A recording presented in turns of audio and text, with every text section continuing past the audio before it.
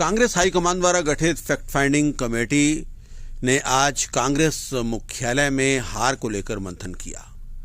कांगड़ा और शिमला संसदीय क्षेत्र के पार्टी प्रत्याशी, विधायक, जिला और ब्लॉक कांग्रेस अध्यक्ष 1-to-1 फैक्ट फाइंडिंग कमेटी के सदस्य पीएल पूनिया और रजनी पाटिल के समक्ष हार के कारण गिना रहे हैं। इसके बाद पूरी रिपोर्ट तैयार करके कमेटी पार्टी हाईकमान को सौंपेगी। बीते रोज हुई चर्चा के बारे में रजनी पाटिल और पीएल पूनिया ने बताया कि मंडी और हमीरपुर संसदीय क्षेत्र के नेताओं ने सरकार और संगठन में समन्वय नहीं होने, टिकट आवंटन में देरी, पार्टी नेताओं की अनदेखी, बेलगाम अफसरशाही, मोदी फैक्टर और राम मंदिर जैसे मुद्दों को हार का कारण बताया। ये सारी रिपोर्ट तैयार करके कमेटी आला कमान को सौंप देगी। हिमाचल में कांग्रेस 4 सीटों पर हार गई थी, जबकि कांग्रेस हाईकमान और इंडी गठबंधन को हिमाचल में सत्तारूढ़ कांग्रेस से अच्छे प्रदर्शन की उम्मीद थी, मगर कांग्रेस एक भी सीट नहीं जीत पाई। वहीं पूर्व मंत्री और वरिष्ठ कांग्रेस नेता आशा कुमारी ने कहा कि कांगड़ा चंबा में मजबूत कांग्रेस प्रत्याशी उतारा था। दूसरी जगह प्रत्याशी का होना कोई बड़ी बात नहीं है। उन्होंने कहा कि समय रहते अगर प्रत्याशी घोषित हों तो वर्करों को काम करने का ज्यादा समय मिलता है। वहीं सीपीएस आशीष बुटेल ने लोकसभा में मिली हार पर कहा कि टिकट में देरी भी हार का एक कारण रहा। उन्होंने कहा कि भाजपा धन बल से प्रचार में आगे रही। देश में अब बीजेपी का चक्र टूट रहा है और 400 पार का नारा फ्लॉप रहा है। उन्होंने कहा कि अगली बार केंद्र में कांग्रेस की सरकार बनेगी। वो कारण जानने के लिए तो हम लोग यहाँ आए हैं और इसीलिए मुलाकात कर रहे हैं। मुख्यमंत्री जी मिले, पीसीसी अध्यक्ष मिले, बाकी जो इम्पोर्टेंट लीडर्स हैं, कैंडिडेट्स हैं, जो कोऑर्डिनेशन कमेटी के मेंबर थे उनसे, यहाँ तक कि ब्लॉक अध्यक्ष, जैसे कि मैडम ने बताया, ब्लॉक अध्यक्षों को बुला के बात की है और रिकॉर्ड कर रहे हैं। अभी रिपोर्ट बनेगी यहाँ से जाने के बाद, पहले नहीं पता। सर, पूरे देश में अगर हम बात करें, इंडिया गठबंधन जिस तरह अभी बाई इलेक्शन में काफ़ी अच्छे रिजल्ट आए हैं, बद्रीनाथ भी जीते हैं, अयोध्या जीते हैं, तो क्या माने कि हरिद्वार भी जीते हैं, उससे पहले अयोध्या भी जीती, क्या माने हिंदू कार्ड जो है धीरे धीरे मोदी का ग्राफ डाउन आ रहा है? देखिए, आम जन ये चाहता है कि हमारी बात करें। महंगाई है, बेरोज़गारी है, जो रोज़मर्रा की दिक्कत परेशानियाँ हैं, उसकी तरफ कोई बोल ही नहीं रहा। सरकार में बैठे लोग, नरेंद्र मोदी जी अपने तरह तरह की बातें करते हैं, उन्हें एक टारगेट मिलता है कि गांधी परिवार के खिलाफ ही बोलते रहो। तो जनता को ये पसंद नहीं है, इसलिए अपना गुस्सा वो दिखा रही हैं और उपचुनाव में वो दिखाया भी। ये 13 में से 10 इंडिया गठबंधन के लोग जीत हासिल की है, तो ये बड़ी बात है। यहाँ तक कि बद्रीनाथ की सीट हम लोग जीते हैं, अयोध्या हम सीट जीते हैं, तो उनका मेन जो आधार था चुनाव प्रचार का, वहीं पर वो खोखले साबित हुए हैं। तो देख लीजिए। तो ये जैसे 25 जून को जो है हत्या कानून की हत्या दिवस में संविधान की हत्या मना रहे हैं, तो क्या ध्यान डाइवर्ट करने की इस तरह? ये तो पूरे इनकी पुरानी आदत है, कोई नई बात नहीं है। हमेशा जब वो घिरते हैं, जब वो देख रहे हैं कि हमारी ज़मीन खिसक रही है नीचे से, पैरों के नीचे से, तो वो इस तरह का सहारा लेते हैं और ये पूरी तरह से बेबुनियाद बातें उन्होंने की है। Thank you.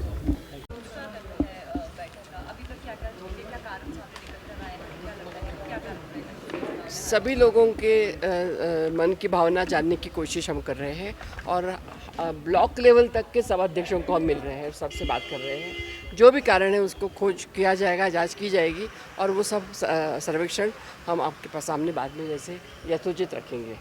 मुख्य कारण क्या है? नहीं, जब तक उसमें से निकल के नहीं आता, हमने अभी आधा अधूरा बोल देना अच्छा नहीं है। सरकार और संगठन में कोई तालमेल नहीं, बिल्कुल तालमेल रहेगा और ये हमेशा कांग्रेस पार्टी में आपने देखा है, मैं यहाँ 10 साल से आती हूँ, ये होता है, फिर भी हम जीत के आते हैं और ये सब ठीक हो जाएगा हमारे। जी जी, टिकट में देरी एक बड़ी वजह बताई जा रही है। हाँ, टिकट में देरी की एक बहुत बड़ा सबका ये था, ये टिकट में देरी, तो हम वो हाईकमान को कन्वे करेंगे कि सिर से टिकट की देरी होने के कारण लोगों के 2 और 3 राउंड्स हुए, लेकिन हमारे कैंडिडेट्स बाहर ही नहीं निकल पड़े।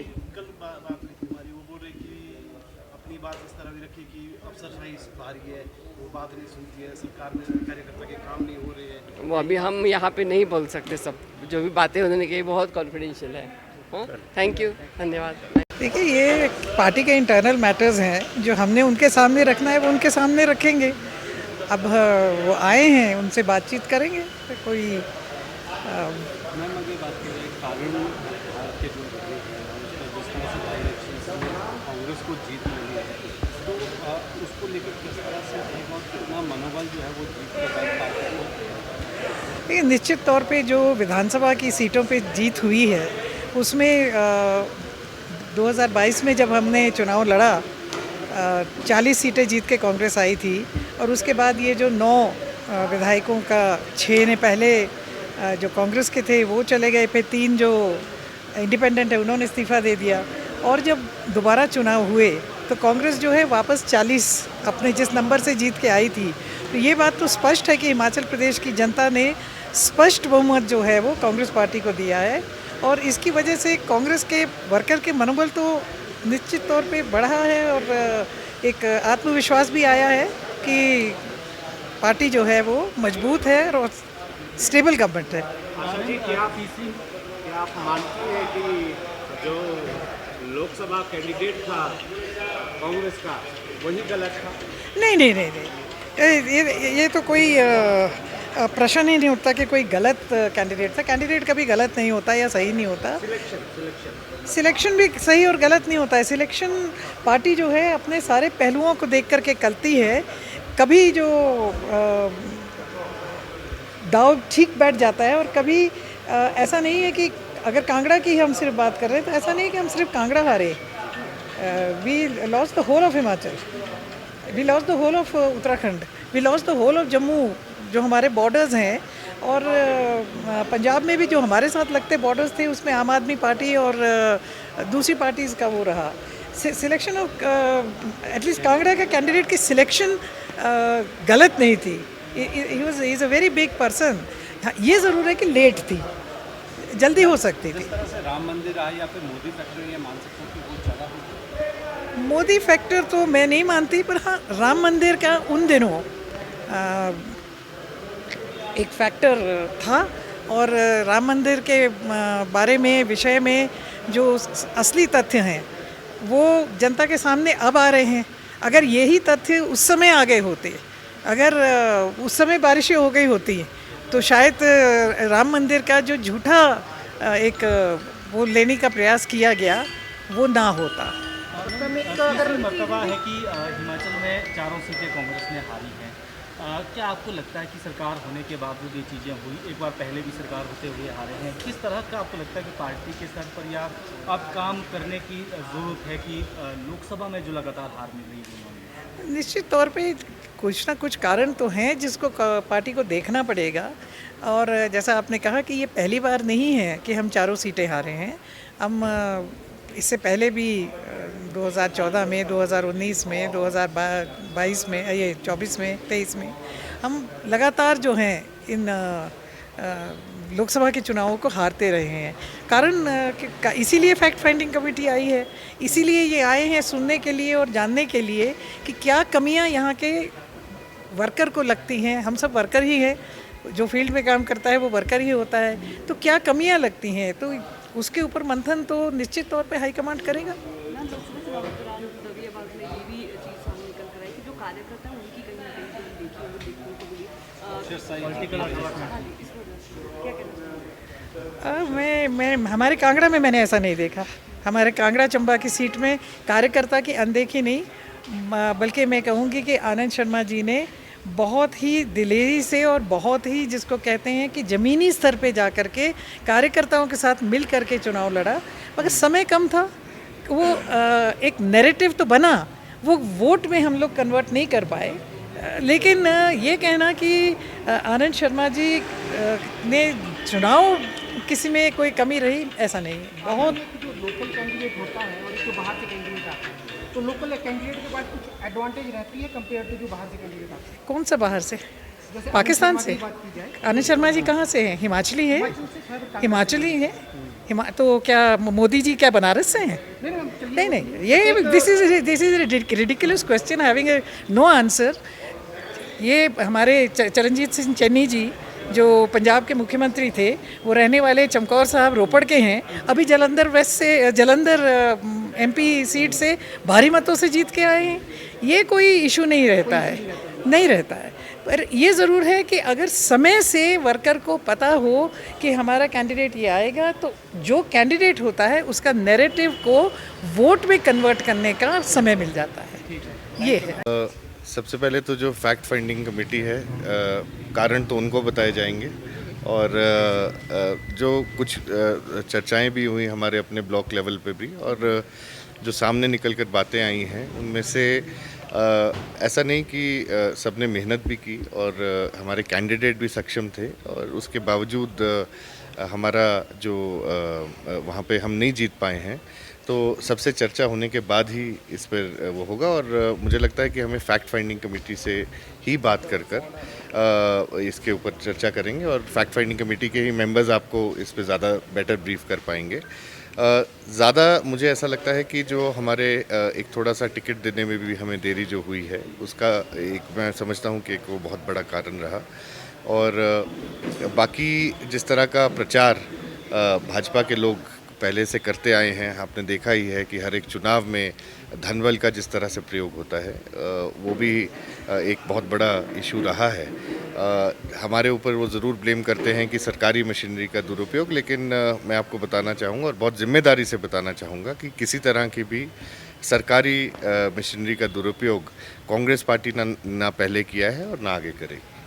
क्या आपको लगता है कि ये थोड़ा आसान होता कांग्रेस के लिए अगर कांगड़ा जो अभी मजबूत स्थिति में है कांग्रेस के लिहाज से, कांगड़ा से ही कोई कैंडिडेट होता? देखिए, ये कहना, इस पे मैं टिप्पणी नहीं करना चाहूँगा, लेकिन ये ज़रूर कहूँगा कि आनंद शर्मा जी एक बड़ा चेहरा थे, और उन्होंने उनको जो हाईकमांड ने यहाँ से चुनाव लड़ने के लिए भेजा, वो एक सक्षम उम्मीदवार थे।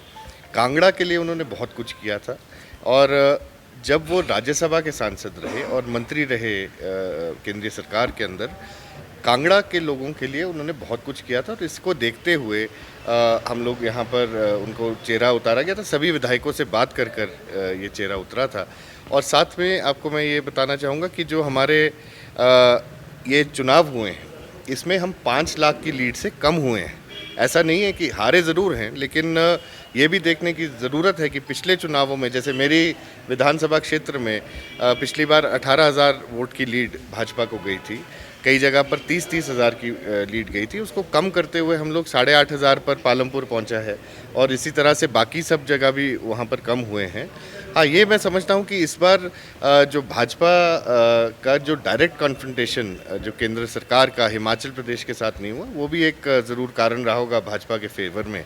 लेकिन जहाँ जहाँ पर ये एक साइकिल है और ये टूटने जा रहा है, भाजपा का जो एक केंद्रीय चुनावों के अंदर जब हमेशा से बढ़त उनको बहुत ज़्यादा मिलती रही है, उसको हम कर रहे हैं। अगली बार डेफिनेटली कांग्रेस पार्टी का वहाँ पे उम्मीदवार राम मंदिर कितना बड़ा इशू रहा बीजेपी के विन के लिए और कांग्रेस? देखिए, राम मंदिर, मैं समझता हूँ कि राम मंदिर को उन्होंने भुनाया है और पॉलिटिकली उसको यूज़ करते हुए भाजपा के लोगों ने उसको इस्तेमाल किया है। राम मंदिर सबका है, मेरा भी है, आपका भी है और भाजपा के लोगों का भी है।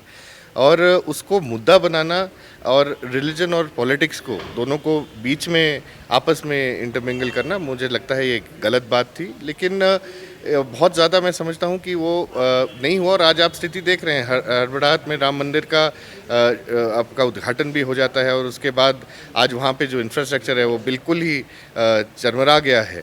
तो ये साफ़ है कि वो रिलीजन और पॉलिटिक्स को आपस में जोड़ना चाह रहे थे और मैं नहीं समझता कि वो उसमें पूरी तरह से सक्सेसफुल हुए। लेकिन यस, वो जीते हैं इलेक्शन, तो ये भी शायद एक थोड़ा सा उनको ज़रूर उसका एज मिला होगा। बार बार कार्यकर्ताओं की नाराज़गी की बात सामने आई, क्या लगता है उसका भी कुछ इम्पैक्ट? कार्यकर्ता किससे नाराज़ हैं, मैं ये भी जानना चाहूँगा।